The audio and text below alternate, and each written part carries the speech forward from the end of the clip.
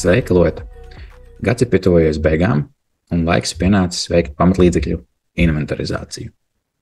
Modulī pamatlīdzekļi pie statusa izmaiņas ierakstiem, veidojot jaunu ierakstu, ir iespēja izvēlēties izmaiņu veidu inventarizācijas akts. Un tiklīdz kā tu šo iespēju atzīmēsi, parādīsies papildus lauciņi un attiecīgi arī papildus sadaļas un apakšsadaļas. Tad inventarizācijas ierakstu mēs veiksim uz 31. decembri 2023. gadā. Materiāli atbildīgais par inventarizācijas notikšanu mums būs Jānis. Un šajā gadījumā, tā kā mums nav ļoti daudz pamatlīdzekļu, visus pamatlīdzekļus inventarizēsim vienā inventarizācijas aktā. Jaunu ierakstu saglabāsim un caur 3 punkti izvēlēsimies aizpildīt ar inventarizācijas datiem. Un šajā gadījumā pamatlīdzekļa statusa izmaiņas ieraksts aizpildījās tikai ar vienu pamatlīdzekli. Un kāpēc tā? Tāpēc, ka, ja mēs skatāmies uz pamatlīdzekļiem vai ierakstiem, materiāli atbildīgā persona Jānis ir tikai un vienīgi pamatlīdzeklim 23006. Tad materiāli atbildīgā persona vai sadaļā inventarizācija grupa, kategorija ir atlases parametri, pēc kuriem tad šis ieraksts tos te pamatlīdzekļus sevī ielasīs. Attiecīgi, ja mēs gribam visus pamatlīdzekļus noinventarizēt, neatkarīgi no materiāla atbildīgās personas, no grupas, departamenta vai attiecīgi kategorijas, tad visiem šiem te laukiem jābūt ir tukšiem. Un tad izņemsim materiāla atbildīgo Jāni laukā, ierakstu saglabāsim un atkārtosim darbību aizpildīt ar inventarizācijas datiem. Vai mēs vēlamies pārrakstīt esošas rindas? Šeit gadījumā teikšu jā, tad tiks izdzēstas visas rindiņas, kas man jau šajā ierakstā ir ievietotas, un tiks ievietotas jaunās šim ierakstam laukiem atbilstošās pamatlīdzekļu rindas. Tad šeit gadījumā redzam, mums ielasījās 10 pamatlīdzekļi, kur attiecīgi ir Jānis domātājs kā materiāla atbildīga persona tikai vienam no viņiem, pārējiem šī vērtība ir tukša, un attiecīgi redzam, ka arī departaments mums šajā gadījumā visiem ierakstiem ir tukšs. Redzam to, ka šī ieraksta kājienē tika aprēķināts atlikums.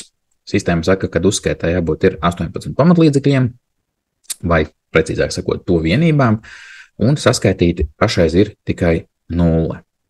Tātad apakšsadaļā inventarizācija mēs varam redzēt konkrēto pamatlīdzekļu atlikušās vērtības, un cik tad no viņiem ir saskaitīti, jo uzskaitē jābūt šī tik daudz.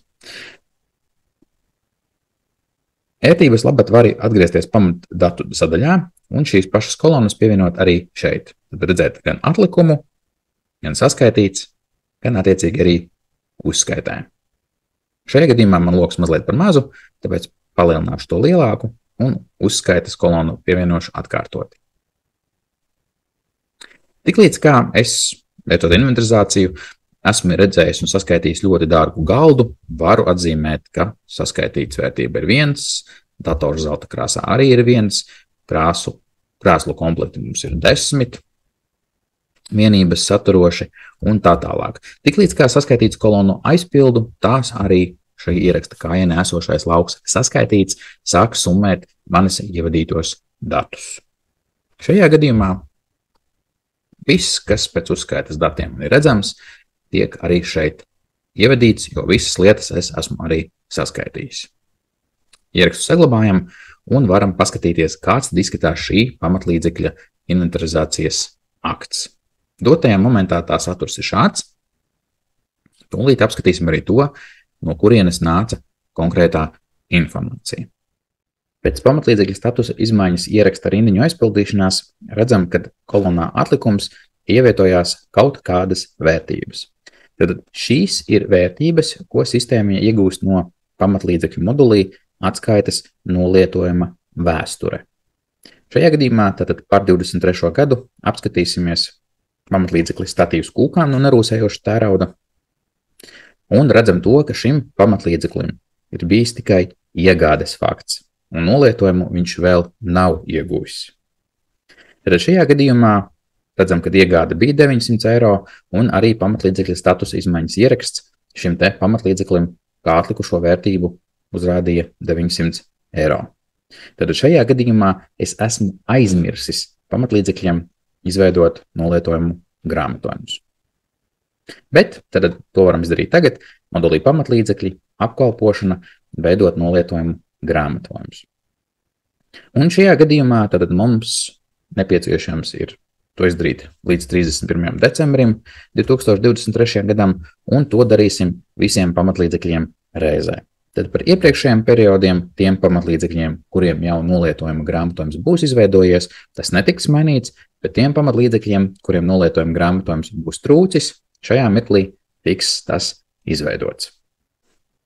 Vai mēs vēlamies redzēt atskaiti? Varam paskatīties jā, un redzam, kad ir izveidoti jauni nolietojuma grāmatojumi no pat janvāra līdz pat decembrim. Un šajā gadījumā, atjaunojot nolietojuma vēstures atskaiti, kas lāsa šos grāmatojumus, redzam, ka pamatlīdzeklim parādījies ir arī nolietojuma rindiņas oktobrī, novembrī un decembrī. Tad no 900 eiro uz 31. decembri ir palikuši tikai 825 eiro.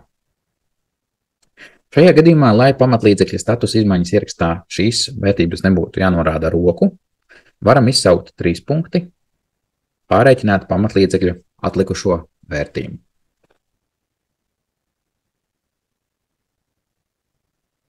Un pēc šīs darbības beigšanās redzam, ka mūsu pamatlīdzeklim statīvas kūkām nenosēša tērauda ir jau 825 eiro, kas atbilst nolietojumu vēstures atskaitē.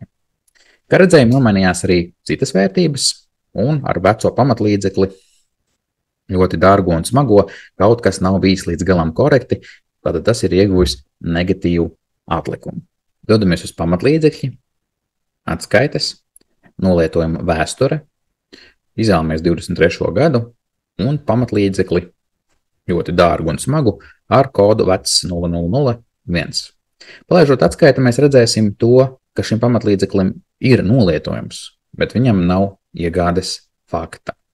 Tātad vērtība aiziet negatīva, un attiecīgi arī grāmatojumi veido lielāku nolietojuma daļu, bet šim nav iegādes daļas. Un, ja mēs atvērsim pamatlīdzekļu ierakstu, redzam to, ka nav norādīts piegādātājs vai piegādātāja rēķina numurs, un redzam, ka spraudnītē nav arī piegādātāja rēķins, tad šis pamatlīdzeklis ir izveidots manuālā veidā, nevis no piegādātāja rēķina vai avans norēķina, un šim pamatlīdzeklim nav iegādes fakta, jeb nav debeta vērtības konkrētās grupas kategorijas kontā.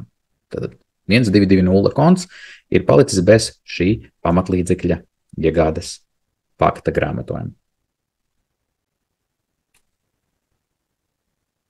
Tad šajā gadījumā, kamēr nebija norādīts šim te pamatlīdzekļa status izmaiņas ierakstam departaments, tiek uzskatīts, ka visi pamatlīdzekļi atrodas uzņēmuma juridiskajā adresē. Tad sistēma izdrukā mums uzrādīja citu ielu 13 Rīgā, kas tad attiecīgi mums nāk no iestatījumiem informācijas par kompāniju kā uzņēmuma juridiskā adrese. Šajā gadījumā, ja mēs pēc pamatlīdzekļa ievietošanās šeit norādīsim departamentu, izveidosim jaunu, Klosteru ielas filiāle, kur attiecīgi tad atrodas Klosteru ielā 23 Rīgā.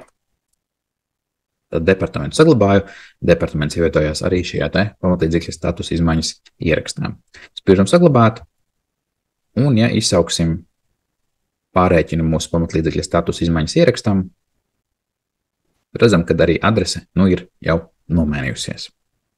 Materiāli atbildīgā persona, tad, kad rindiņas mums ir aizpildījušās, mēs varam pateikt, ka jā, visu pamatlīdzekļu materiāli atbildīgais bija Jānis. Pēc ieraksta saglabāšanas pamatlīdzekļa status izmaiņas ieraksta izdruku pārēķinot, redzam arī, ka Jānis domātājs ir parādījies kā materiāli atbildīgā persona. Savukārt, ja mēs dodamies uz inventarizācijas sadaļu, mums ir iespēja pateikt, ka inventarizācijas sākuma laiks bija 29. decembrī, un beigu laiks bija tieši tajā pašā 29. decembrī. Tad inventarizāciju sākām un beidzām vienā un tajā pašā dienā, tad mums nebija ļoti daudz ko skaitīt, mēs to varējām faktiski arī izdarīt. Uzspiežam saglabāt, un attiecīgi, ja mēs pārreikinātu mūsu pamatlīdzekļa inventarizācijas akta izdruku, mēs redzam to, ka parādās arī sākuma datums un laiks, un attiecīgi beigu datums un laiks. Tad inventarizācija tomēr veicām mazliet ilgāk kā pāris sekundžu laikā, tad 2 stundas tas mums prasīja, pabeidzām mēs 13:13. Un šajā gadījumā tad norādītais pulkstenis mums parādās arī šī te inventarizācijas akta izdrukā. Ja mēs aizpildīsim rīkojumu numuru un sadaļu, tad spīs kaut kāds rīkojuma numurs. Rīkojums tika izdots jau 25. 18. decembrī, un komisijā tika nolemts būt Jānim un Annai. Tad attiecīgi pēc šī ieraksta saglabāšanas mums arī pamatlīdzekļa statusa izmaiņas ieraksta izdrukā, jeb inventarizācijas aktā, svītriņa lauki aizpildījās ar rīkojumu datumu, tā numuru un to, tad kurā momentā un kurā datumā attiecīgi šī inventarizācija ir veicama un kādā komisijas sastāvā.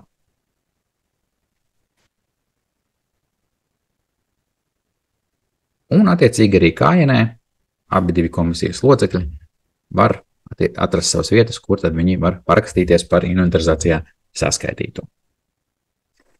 Tad šis jau mums ir rezultāts, kad mēs tiekam pie paša inventarizācijas akta.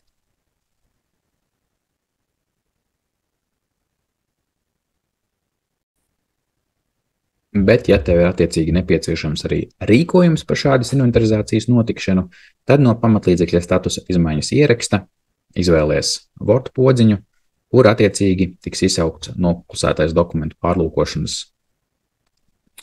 programma, kurā tiks sagatavots rīkojums par šādu pamatlīdzekļu un nemateriālo ieguldījumu inventarizācijas komisijas apstiprināšanu un inventarizācijas veikšanu.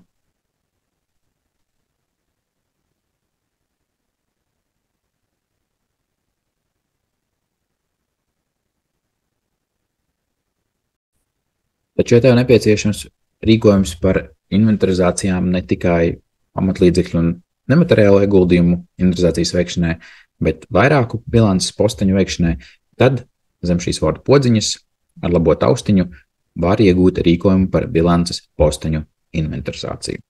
Un atkal tiks atrasts noklusētais dokumentu pārlūkošanas programma, kurā tad jau izdruka attēlos sīkāku informāciju par bilances posteņiem un noteikumiem, kas ir jāņem vērā.